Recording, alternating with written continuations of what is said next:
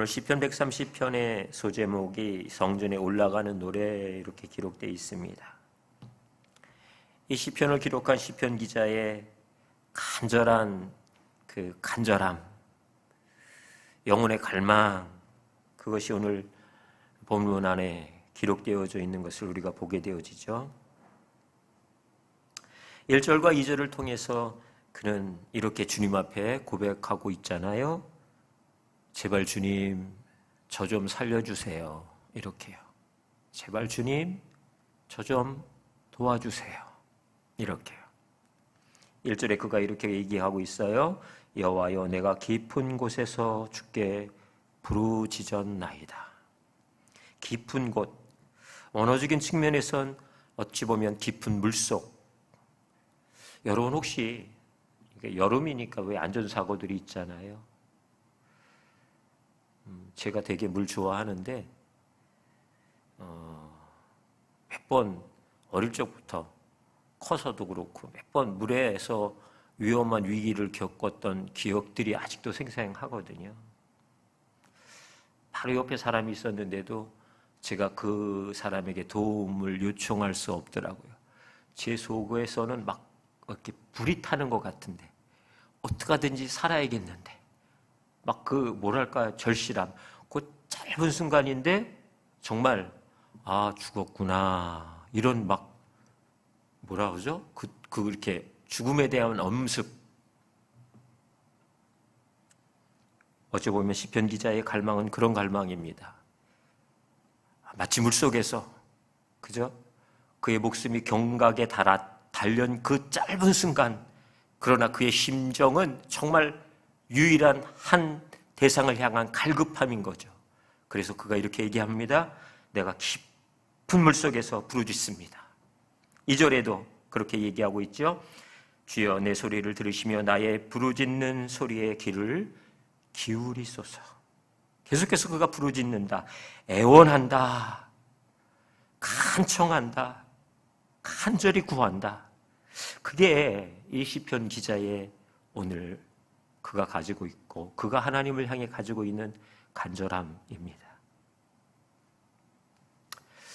어떻게 보면 이 심령의 이 간절함이 이해가 될 것 같아요. 우리 삶 속에서도 이런 갈급함, 이런 간절함이 있잖아요. 시시각각 제가 예기치 않는 우리가 준비할 수도 없었던 상황의 변화들과 일들을 맞이할 때마다 덜커덕 마음이 주저앉아 버리고 또다시 그 깊은 곳에서 하나님 몇 마디 비명처럼 주님을 부를 수밖에 없는 마치 시편 기자의 고백과도 같은 그 심정, 여러분들 안에 분명히 그런 시간들과 그런 이유들이 있었을 거라고 생각합니다. 도대체 왜 이 시편 기자가 이렇게 갈망하고 주를 향해 부르짖고 있는가요? 그 이유가 있죠. 그것은 3절인데요. 뭐라고요? 3절에 보니까 여호와여 주께서 죄악을 지켜보실진대 주여 누가 서리이까? 자신의 죄에 대한 심각한 절망을 오늘 이 시편 기자가 경험하고 있는 거죠. 우리도 경험하고 그리고 알고 있는 이 일 중에 하나가 뭐냐면 하나님 앞에 정말 주님을 위해 무언가 우리가 받는 고난, 이게 정말 내 죄나 연약함 때문이 아니라 주님을 위해 받는 고난이라고 여겨지는 일들에 대해서는 어렵고 힘들지만 기쁨이 있더라고요. 그래도 감사함이 있더라고요. 그런데 여러분, 죄로 인해서 하나님 앞에 내가 범죄한 까닭에 받는 고난이라고 생각하면 거기엔 어떤 기쁨도 감사도 없어요. 그냥 깊은 탄식만이 있을 뿐인 거죠. 그런 상황에서 사실은 기도도 잘 안 되잖아요. 왜냐하면 나의 기도 하나님이 안 들으실 것 같아서. 이렇게 하나님 앞에 연약하고 죄된 삶에 그런 어떤 현실을 살아가고 있는 나의 기도 하나님께서 들으시겠어? 왜요? 내가 나를 봐도 실망스러우니까. 내가 나를 봐도 영 언짢아요. 그런데 여러분, 그럼에도 불구하고 우리가 기도할 이유가 있더라고요. 그게 4절입니다. 4절에 있는 말씀 같이 함께 읽어보실래요? 시작. 그러나 사유하심이 주께 있음은 주를 경외하게 하심이니이다. 그럼에도 불구하고 주님이 우리를 용서하신대요. 우리를 용서해 주시고 또 용서해 주신대요. 이것이 마치 무엇과도 같은 것이냐면, 자식이 아무리 미운 짓하고 말썽 부리고 부모 말 안 들어도 그래도 내 자식이잖아요. 내가 그 자녀에게 너무 화가 나 있고 혼내주고 싶은 생각이 100번, 1000번 들어도 그는 여전히 나의 자녀란 말이죠. 하나님이 우리가 범죄하고 넘어지고 그렇게 실패할 때마다 하나님의 사유하심, 주께서 우리를 긍휼히 여겨주시고 용서해 주시는 아버지 하나님 되어주셔서 그 죄 때문에 그분이, 주님이 내 아버지 되신 것에 대한 근본적인 믿음과 기대조차 무너뜨리지 않기를 사실은 주님 원하시는 거죠. 내가 엄청 큰 죄를 지었기 때문에 이제는 더 이상 나에게 있어서 엄마나 아빠는 존재하지 않아. 그렇게 생각하고 있는 사람은 세상에 없을 것 같아요. 어떤 죄를 지어도 결국 그 자녀됨의 관계가 끊어지거나 단절되지 않는 것이지요. 그게 우리가 범죄한 까닭에 하나님 앞에 나아가기 매우 죄송하고 힘들고 어렵지만, 왜요? 우리의 영이 이미 쭉 가라앉아 버렸으니까 어려워요. 그리고 그 기도에 대해서 스스로도 만족되어지지 않아요. 또 내가 또 이거 가지고 기도해야 돼? 또 이거 가지고 주님께 용서를 구하고 있는 거야? 공교롭게도 우리는 매우 연약해요. 그래서 비슷한 유형의 죄들을 반복적으로 짓는단 말이죠. 어디 보면 10년 전에 그 고백, 그 회개, 그게 1년 전에 그 회개와 매우 닮아 있어요. 그리고 그 죄의 회개가 오늘 우리의 죄의 회개와 매우 흡사하다는 게 우리를 점점 왠지 하나님 앞에 나갈 수 없게 만들어버린단 말이죠. 여러분 아세요? 용서는 우리가 하는 게 아니라 하나님이 하십니다. 용서는 우리 스스로가, 그죠?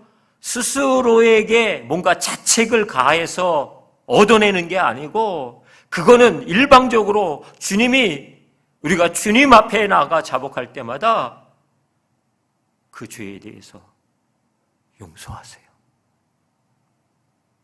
여러분, 삭개오 우리가 알잖아요. 그는 유대인임에도 불구하고 세리라고 하는 그 위치 때문에 그는 마치 유대인이면서도 이방인보다도 못한 취급을 그는 받고 살았어요.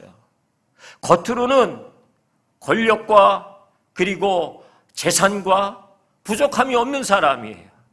그런 그 삭개오, 그에게도 갈망이 있었죠. 그게 뭘까요? 예수님을 향한 갈망이요. 왜요? 그 속에 확인하고 싶었어요. 나도 아브라함의 자손인 것. 그것을 확인하고 싶은 거죠. 그것은 돈으로도 명예로도 자신의 힘으로도 확인할 수 있는 영역이 아니었어요. 그런 그 갈급함이 뽕나무 위로 올라가게 하고, 그런 그 예수님을 향한 갈망이 어떠한지 예수님이 아세요. 그래서 그를 부르시고 말씀해 주시잖아요. 너도 아브라함의 자손이라고요. 3번이나 예수님을 저주하고 부인했던 베드로, 참 큰 실패, 부끄러움, 그리고 오고 오는 역사 속에 계속해서 이 말씀은 다 읽혀지고 들려질 내용으로 성경에 기록되어져 있어요. 그 상황만 생각하면 참 너무 부끄러울 것 같잖아요. 그랬던 그 베드로가 너무 실망스러워서 더 이상 자신의 인생 가운데 예수님을 따라가는 제자? 아니야, 내가 무슨 자격으로, 무슨 염치로, 무슨 낯을 들고, 그래서 그 모든 것 내려놓고 그저 이전의 자신의 삶의 자리로 돌아가 버리잖아요. 그런 그 베드로를 찾아가세요, 예수님이. 그러고는 물으세요. 너 나 사랑하니? 아직도 나를 사랑하고 있지? 이렇게 물으신다고요.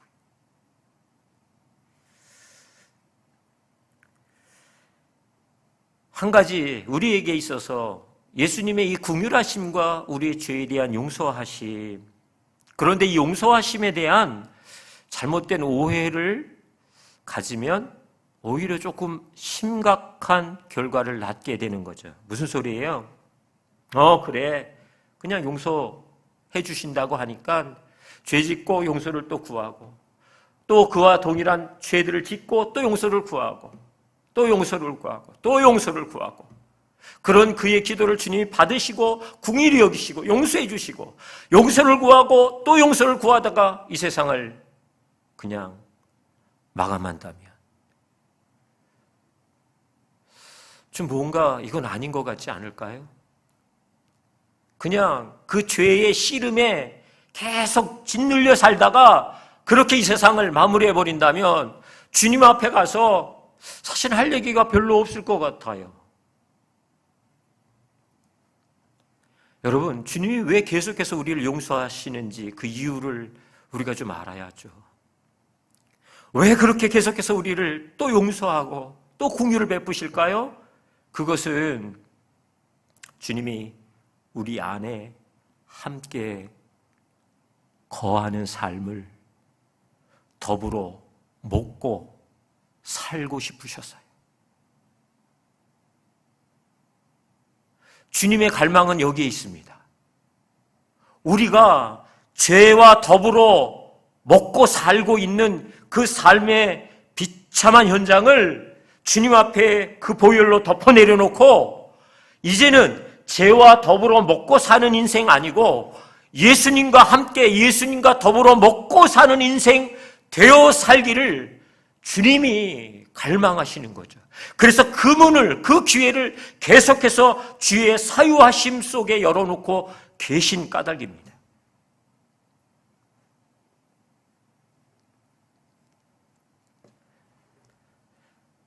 그럼에도 불구하고 우리 로마서 7장 15절에 이렇게 고백하고 있는데요. 내가 행하는 것을 내가 알지 못하노니 곧 내가 원하는 것은 행하지 아니하고 도리어 미워하는 것을 행함이라. 내가 원하는 것, 정말 주님 앞에 잘 살고 싶잖아요. 저도 여러분들도 정말 예수님 앞에 보란듯이 좀 제대로 살아보고 싶잖아요. 내가 무엇을 먹든지 무엇을 입는지 어떤 상황과 문제 앞에 있든지 그것과 상관없어요. 지금 주님 앞에 아주 당당하게 괜찮게 살아내는 그 삶이 사실 우리에게 있어서의 갈급 아닙니까? 그런 마음 분명히 있다고 믿어요. 그런데 성경은 뭐라고 얘기해요? 내가 원하는 것은 행하지 아니하고 도리어 미워하는 것을 행하며 산다. 이게 우리의 한계일까요? 그냥 이게 맞아, 어쩔 수 없지 뭐, 이렇게 그냥 사는 거지 뭐, 더 큰 죄 심각하게 짓지 않는 정도 수준에서 그냥 내가 미워하지만 또 그렇게 행하는 내 연약함 어떻게 할 수 없지. 생각대로 잘 안 사라지잖아요, 우리가. 그렇게 잘 사라지지 않는 거, 그게 당연히 여겨지는 게 아니고 우리의 갈급이 되어야 한다는, 우리의 갈망이 되어야 한다라고 하는 것이죠. 그게 시편 기자의 고백이. 거기 정도에서가 아니고요. 그렇게 안 돼요. 정말 잘 살고 싶어요? 주님 앞에 정말 잘 살고 싶어요. 그런데 그게 잘 안 돼. 또 넘어지고 실패해요. 그게 반복되다 보니까 어느 순간부터인가 그게 이제 굳은 살이 배긴 것처럼 감각이 별로 없어졌어요. 그냥 그런가 보다 싶어요.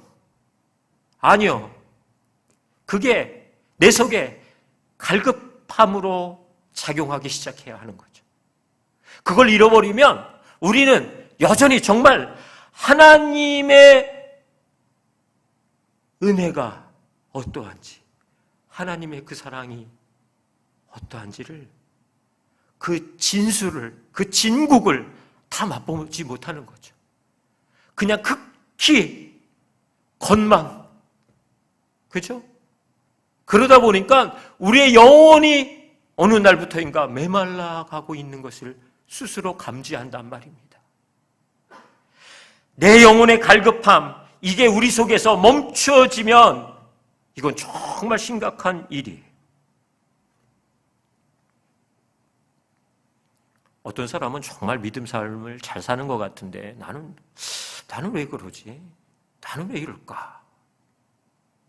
여러분, 모든 사람에게 하나님은 예수 그리스도를 통해 임재해 계십니다.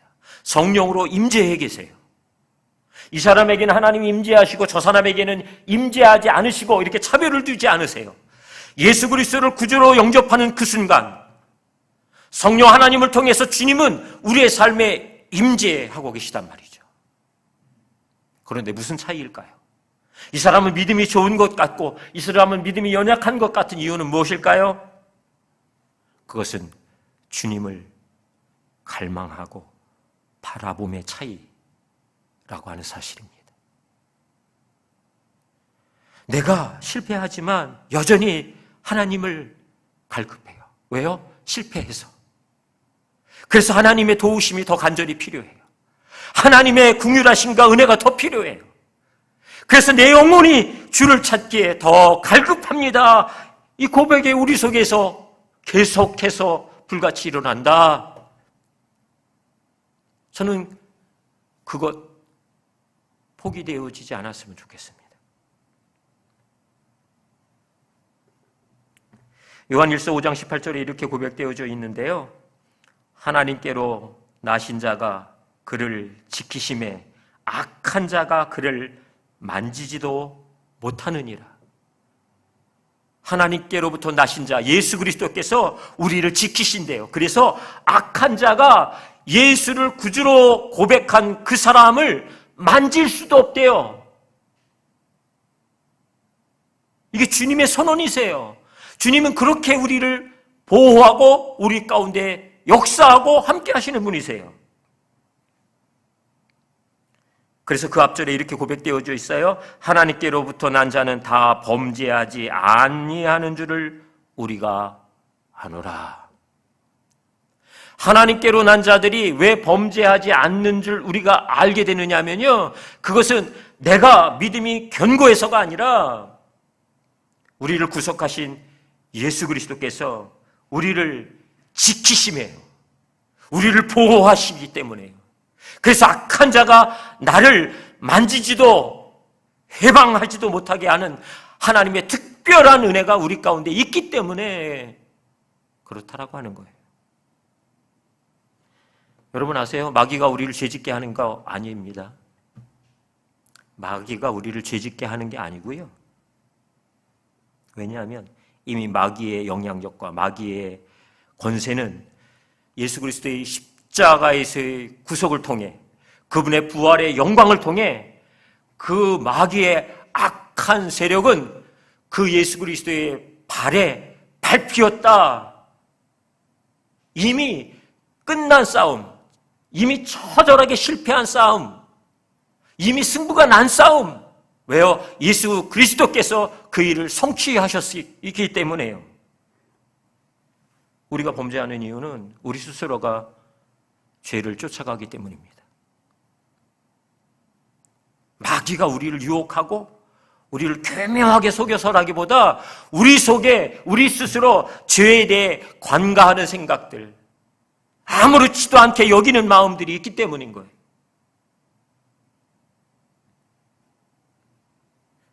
우리가 주님을 의식하면, 여러분, 많은 사람들이 다 나만을 이렇게 주목하고 있다고 생각해 보세요. 나만을 다 이렇게 쳐다보고 있다고 생각해 보세요. 그런 사람이 이렇게 그 보는 앞에서 쉽게 범죄할 수 있겠어요?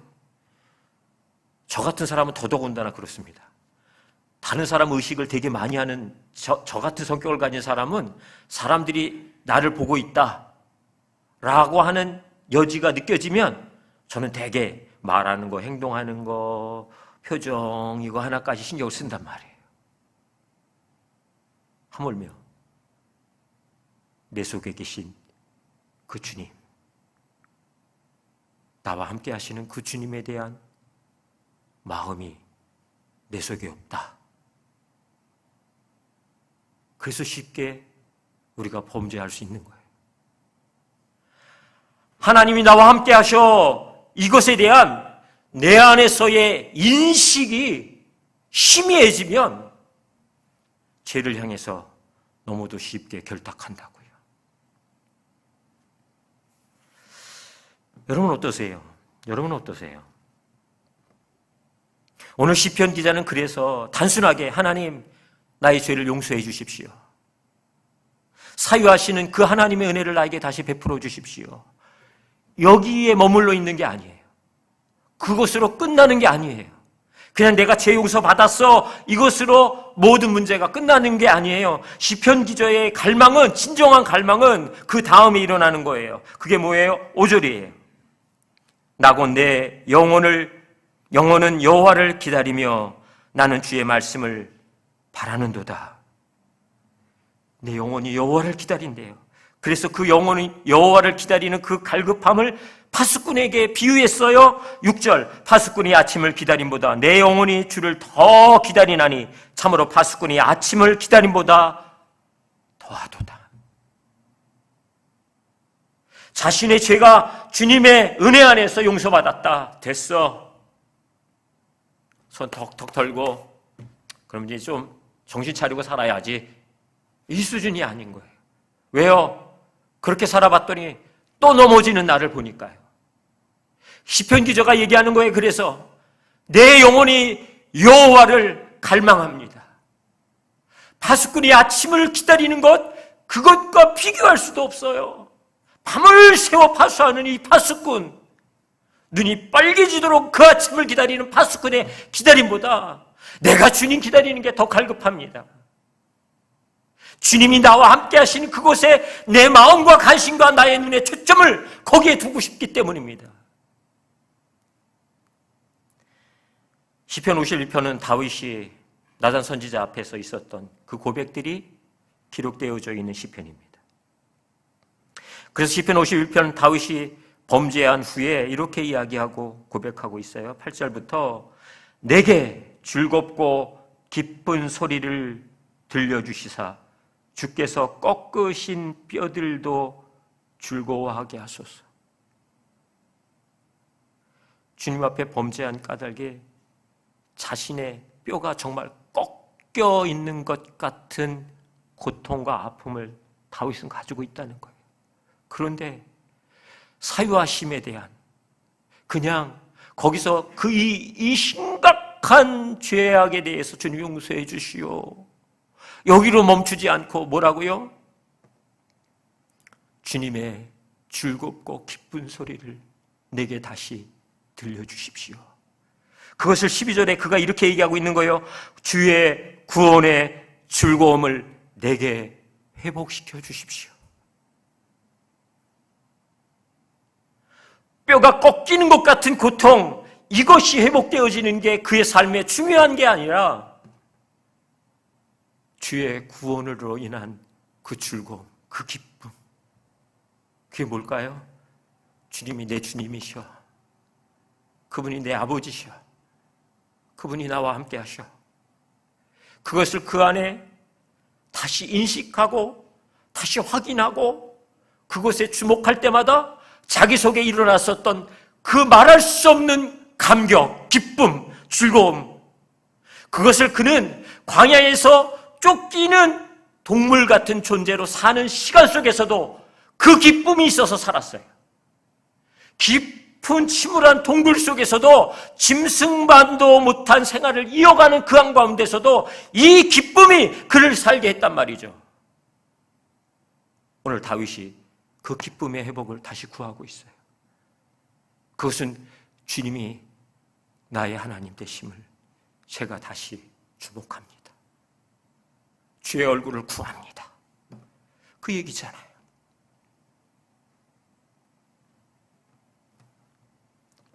우리의 삶에, 전 모든 삶에 주님의 인도하심을 받는 것, 그것은 이상한 게 아닙니다. 그건 너무 당연한 것 같습니다. 그런데도 불구하고 우리에게 있어서 내가 어떻게 하나님의 인도하심을 내 삶의 그 모든 상황 속에서 받을 수 있어? 어떻게 내가 받을 수 있어? 어떠세요? 잘 안 되잖아요.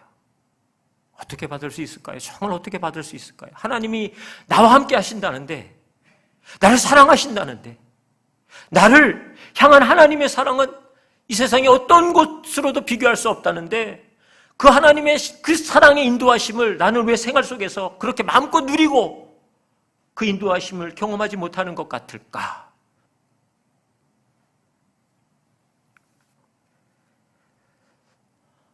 그런 고민이 있다면 그것을 자꾸 우리의 갈망으로 붙잡아야 하는 거죠. 그래서 하나님께 이렇게 구해야 하는 거예요. 시편 기자가 1절과 2절에 얘기했던 것처럼 주님 도와주세요. 주님 살려주세요. 사실은 그 앞에 어떤 것도 그냥 괜찮은 척 할 수 없잖아요. 주님 앞에서야. 우리가 무슨 괜찮은 것처럼, 이제는 좀 나은 것처럼 그렇게 할 이유 없잖아요. 내 있는 모습 그대로 주님 앞에 내려놓고 주님 도와주세요. 주님 살려주세요. 사실은 많은 이야기가 필요하지 않을 것 같거든요.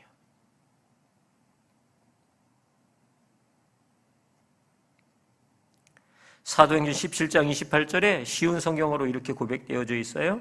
우리는 하나님 안에서 살고 움직이고 존재하고 있습니다.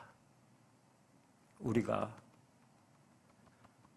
예수 그리스도 안에서 살고 움직이고 존재한대요. 그게 여러분들 그리고 저의 존재 이유입니다. 우리의 삶의 자리예요. 왜요? 예수 그리스도의 구속하심 때문에요.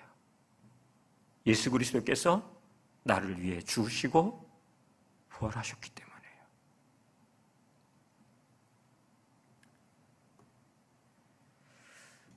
주님은 늘 우리와 함께 하십니다.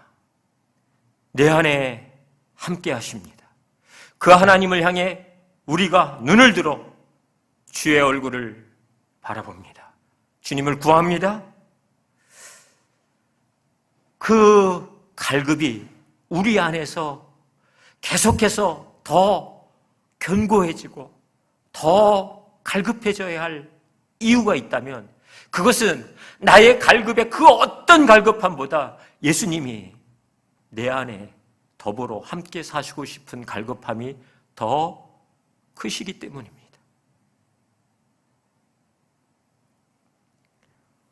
오늘 이 저녁 저희 좀 그래서 같이 기도하고 싶습니다. 정말 파수꾼이 그냥 아침이 오는 것, 이제 내 할 일 다 끝났어, 돌아가 좀 쉬고 싶어, 여기에 있는 게 아닌 거죠. 파수꾼의 그 밤새는 피곤함과 아침을 기다리는 그 간절함, 아니 그것과 비교할 수 없는 간절함이 오늘 이 저녁 우리들의 간절함이면 좋겠습니다. 정말 주님 앞에 잘 살고 싶습니다. 주님 도와주십시오. 주님 살려주십시오.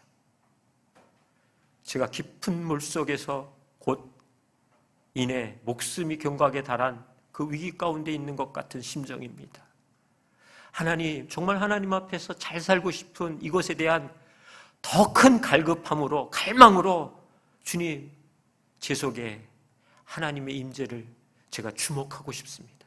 하나님 나와 함께 하시는 것을 내가 늘 기억하며 그 하나님 앞에서 살고 싶습니다. 그렇게 이전에 같이 좀 함께 좀 기도하시면 좋겠습니다. 기도하실까요?